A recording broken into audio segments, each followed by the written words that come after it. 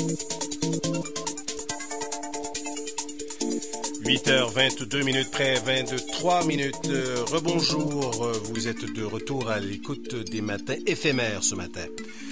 Nous parlons maintenant avec Georges Goma. Il est de retour avec la série Table ronde à propos du ministère au gouvernement du Gabon. Où est passé le président de la République, Ali Bongo? C'est la question sur la table avec comme invité ce matin Jean-Louis Madinga en studio avec nous, ainsi que Mme Zedna Métégué qui est de Montréal au téléphone.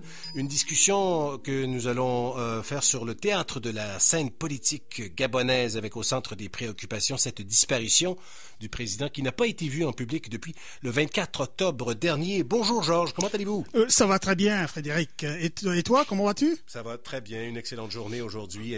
Je rappelle que tes invités ce matin, c'est Jean-Louis Mbandinga. Bonjour. Oui. Bonjour. Vous allez bien. Et bien sûr Zedna Métégué. Bonjour Zedna. Bonjour. Vous nous entendez, excellent. Bon, alors, commençons donc cette discussion sur... on pourrait peut-être faire une mise au point, rappeler un peu ce qui se passe avec l'état de santé du président Ali Bongo. Oui, mais voilà, tout à fait. L'intrigue continue, en fait. Hein? Ça fait bientôt 21 mois. Hein? C'était le 24 passé, nous sommes le 20, donc dans 4 jours, ça fait exactement... Un mois, ça fera exactement un mois qu'un président de la République a disparu des radars. Et on se demande où est passé le président de la République du Gabon.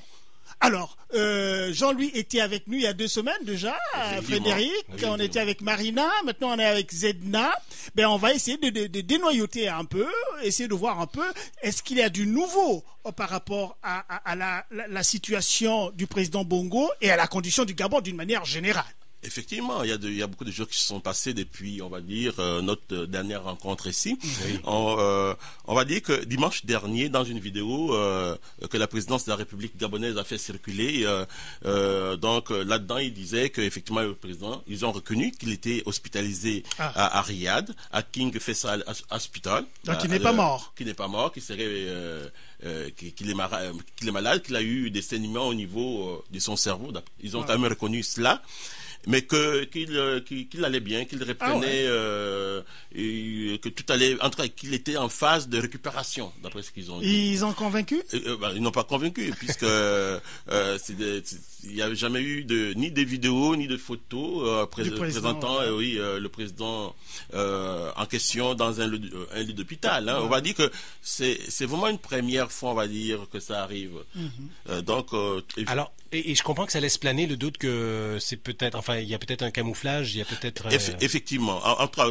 On va dire que la société civile, on est convaincu qu'effectivement, il y a eu un camouflage. C'est pas la première fois que ça arrive au Gabon. Il n'y a jamais eu un président gabonais qui est décédé et qu'on a informé quelques jours plus tard.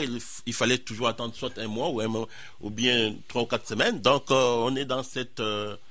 procédure-là comme d'habitude. Tant qu'il n'y aura pas un successeur déjà trouvé, effectivement, ils ne diront jamais que le président en question est décédé. Zedna, j'aimerais vous entendre là-dessus. Quelle est votre lecture des événements à partir de votre observatoire, bien sûr, vous êtes à Montréal, vous voyez cette situation de l'extérieur, mais comment vous percevez cet état des choses? Ben, effectivement, on perçoit qu'il y a un camouflage parce qu'en fait, si on voit les différentes interventions du porte-parole de la présidence de la République du Gabon, il y a en fait différentes versions sur l'état de santé en fait de Monsieur Ali Bongo depuis octobre 2018. D'abord, il a fait une première sortie le 27 octobre où il indiquait à un journaliste en fait qui lui posait clairement si les rumeurs d'AVC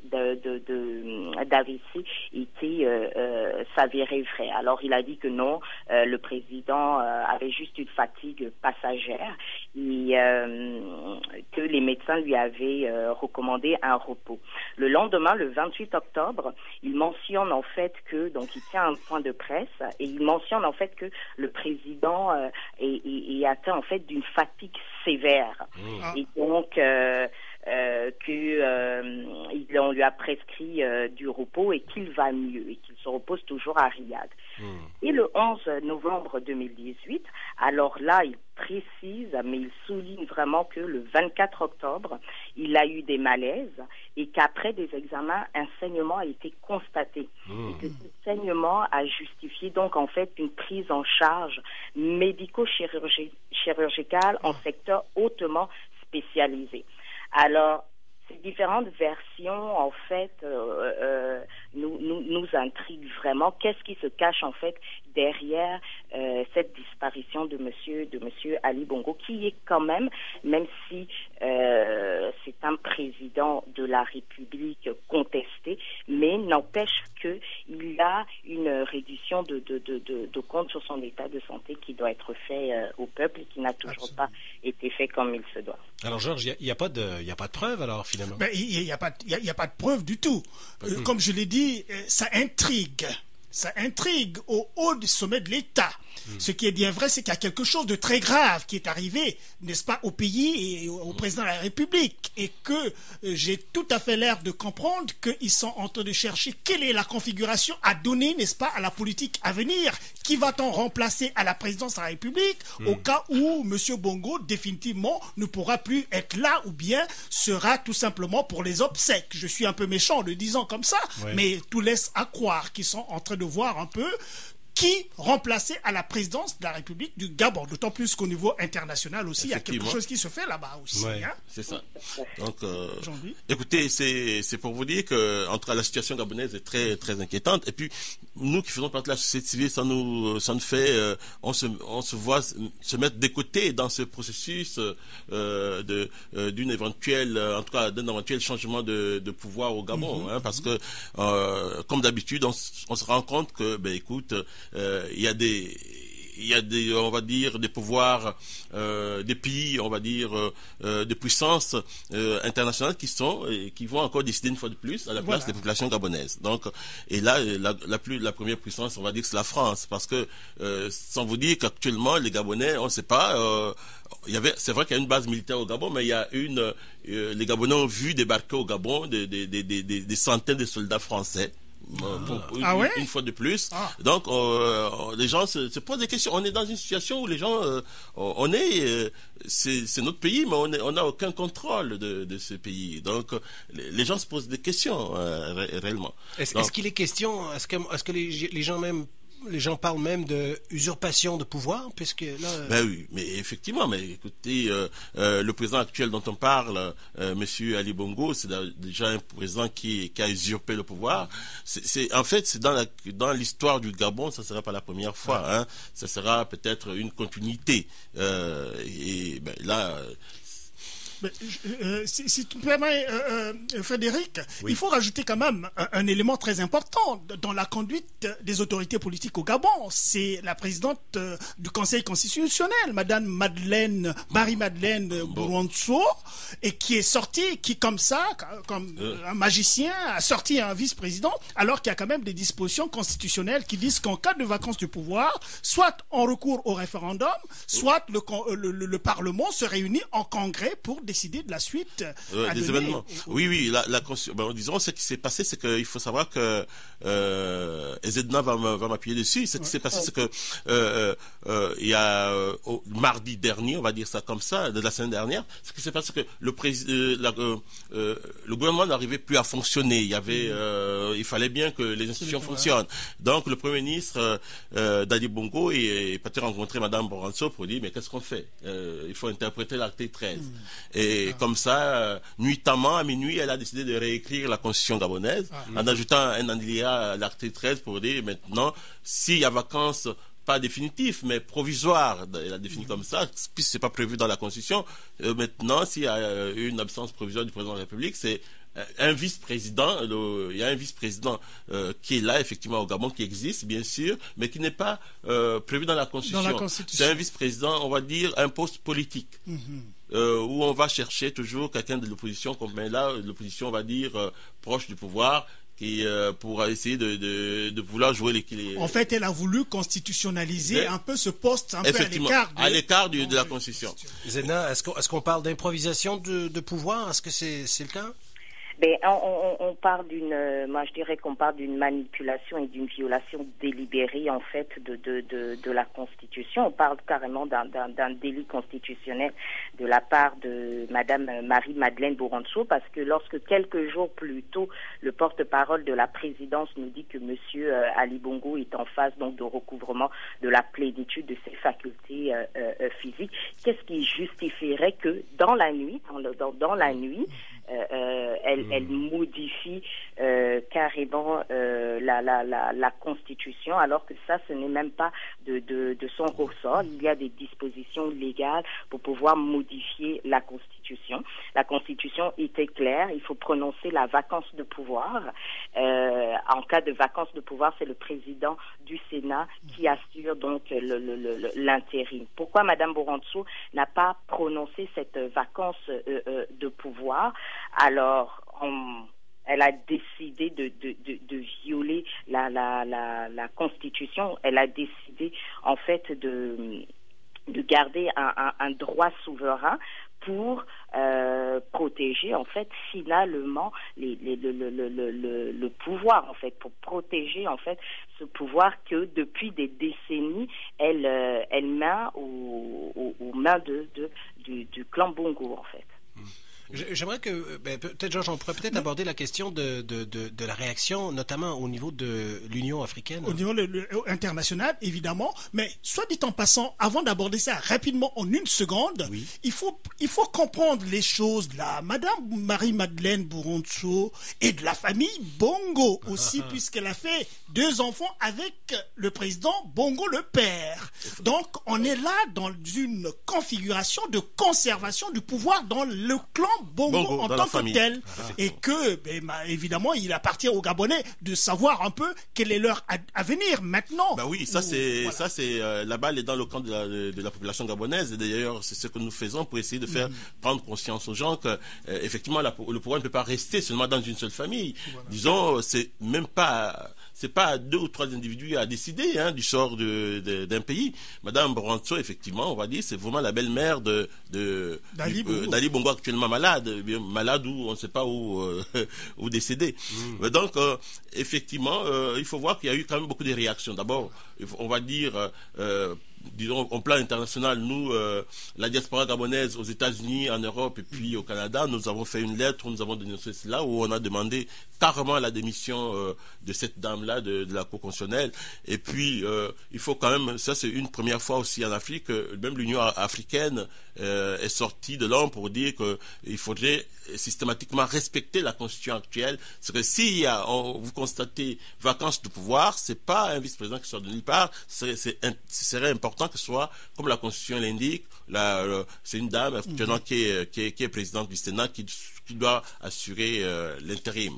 Donc ça c'est vraiment une première fois, et là je vous informe que la visite que devait organiser l'Union africaine au Gabon a été rejetée du revers de la main du gouvernement actuel hier dans la nuit. Donc ils sont sortis à la télévision pour dire qu'ils ne voulaient pas que l'Union africaine ne nous avait pas contacté directement et que tout allait bien au Gabon, les institutions fonctionnent normalement, ils ne voient pas pourquoi il resterait cette délégation de l'Union africaine. Donc vous voyez dans quelle situation on se retrouve. C'est abracadabra. Et Zena, je ne sais pas, êtes-vous témoin par vos contacts de mobilisation sur le terrain dans la population? Oui, c'est sûr qu'au niveau donc de la société civile, au niveau du Gabon, ils s'organisent pour pouvoir justement contester cette modification-là. Et depuis, en fait, il faut dire aussi que depuis le 27 août 2016, le contentieux électoral n'a toujours pas été réglé. Donc la population, en fait, est dans un esprit en fait de revendication de sa souveraineté, et différentes actions s'organisent ici et là. Mais le système dictatorial étant, la population est privée de ses droits, est privée de sa liberté d'expression, ce qui complique un petit peu l'accession donc à la souveraineté.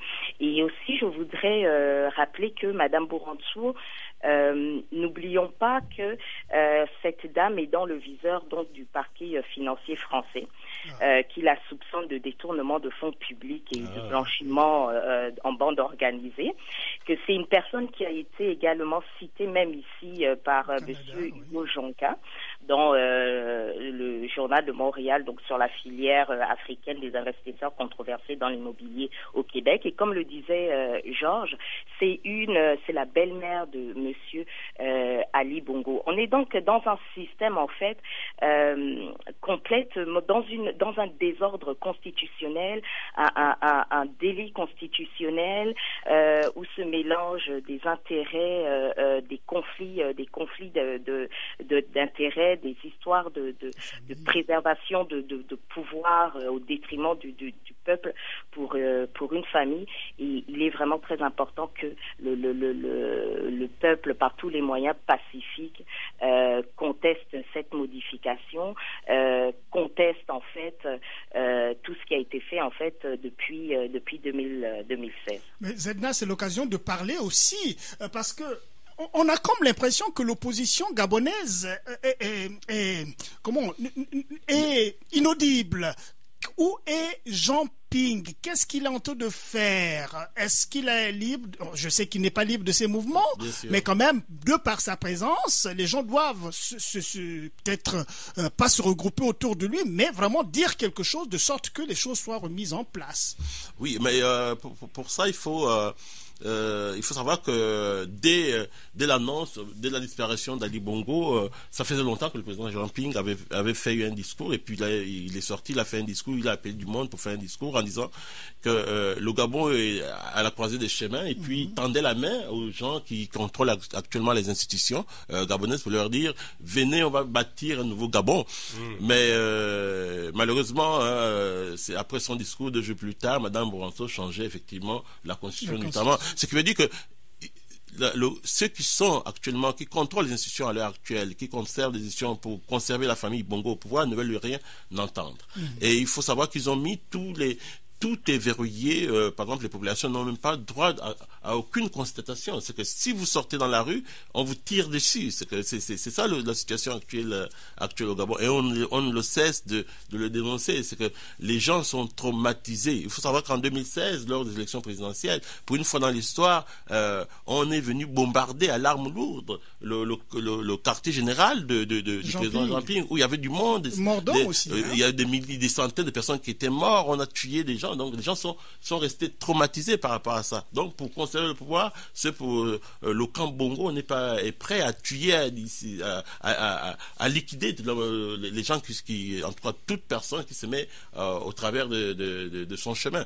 Donc et là il faut nous travaillons très fort pour sensibiliser les populations, pour dire non, il ne faudrait pas qu'on soit traumatisé, il faudrait qu'on sorte, sinon effectivement ce pays restera toujours entre les mains de cette en tout cas de ce pouvoir, de cette famille, et puis voilà.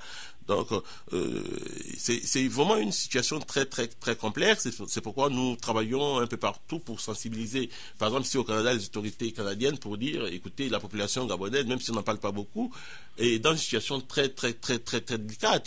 On a besoin d'aide, on a besoin qu'on sensibilise, même la France qui soutient ce régime, on a besoin qu'on sensibilise en tout cas tous les pays qui tournent autour du Gabon, puisque tout le monde vient pour les matières premières, au moins qu'on sensibilise. On parle beaucoup d'Arabie Saoudite, mais là, c'est un cas d'intervenir aussi au cas du Gabon, une intervention politique. Si on porte le regard vers l'avenir, dans un court avenir, quel genre de situation vous voyez là? Peut-être Zedna, vous pourriez nous commencer là-dessus. En ce qui concerne moi, à mon niveau, en ce qui concerne en fait les institutions, je pense que au niveau du Gabon, comme dans l'ensemble des pays de l'Afrique centrale, c'est important que des institutions fortes soient bâties. Et pour cela, il est vraiment nécessaire que il est vraiment nécessaire en fait de dénoncer, de combattre de telles violations en fait, comme ce que Madame Bourantou a eu à poser. Et ça ne peut que passer que par la souveraineté du peuple. c'est primordial. La Constitution est la mère des lois et le premier principe en fait de cette mère-là, c'est la souveraineté du peuple. Madame Buronso, depuis 2016 et même bien avant, mais depuis 2016, ça a été vérifié, ça a été prouvé qu'il y a eu un vol électoral. On est donc en face à des institutions qui sont illégales et qui sont illégitimes et qu'il faut absolument mettre à plat aujourd'hui. Un dernier tour de parole, Georges et Jean-Louis. Moi, je vais simplement dire que en Afrique, là, c'est le cas du Gabon. Mais on a commencé à parler le cas de l'Afrique centrale. Ce n'est toute l'Afrique au sud du Sahara. Nous sommes dans une situation, je crois, de résistance au changement. Moi, je repars depuis des années 89 où on a eu la possibilité pour les États africains d'accéder à la démocratie. Or, on s'est retrouvé dans une situation où il y a une forte résistance à la démocratie. Et aussi, ceux qui résistent à la démocratie en Afrique sont aidés de l'extérieur par les grandes puissances qui exploitent les ressources, les matières premières en Afrique. Or, si on continue dans cette perspective-là, on va droit dans le mur. Donc, il faudra quand même, c'est un appel que je fais aux puissances occidentales de comprendre très bien que si l'Afrique va mal, le monde ira mal. Il y aura nécessairement une révolution qui va éclater, n'est-ce pas, en Afrique centrale. Et quand les révolutions éclatent, mais il y a vraiment du grabuge là.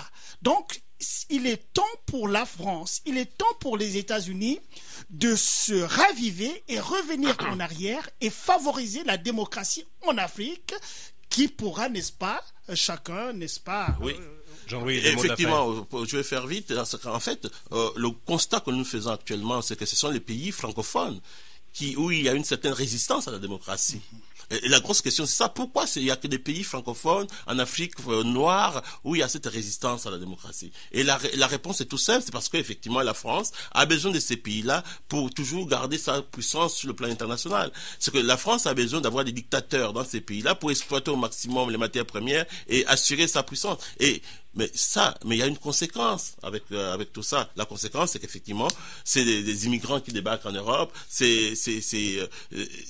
Écoutez, moi, j'ai bien peur pour l'avenir. J'ai vraiment peur pour l'avenir si la France ne recule pas, si la France ne prend pas conscience qu'elle a besoin de changer de dynamique par rapport à ces pays-là, pour au moins permettre aux populations de faire des choix par rapport à leurs leaders. C'est surtout ça le gros problème. Elle peut bien conserver son influence en Afrique puis, autrement qu'en favorisant une certaine dictateur. Très bien. On suspend le tir, on regarde l'émission pour une prochaine discussion. Merci beaucoup, Jean-Louis Mbadenga, membre du Conseil gabonais de la Résistance. Vous êtes ici à Québec. Merci infiniment à Zedna Mété-Gué, membre de la coalition Bien Malaki. Merci, Zedna. Et Georges Goma, évidemment, pour cette chronique d'Afrique noire. Merci à tous et bonne journée. Merci. Bye bye. Au revoir.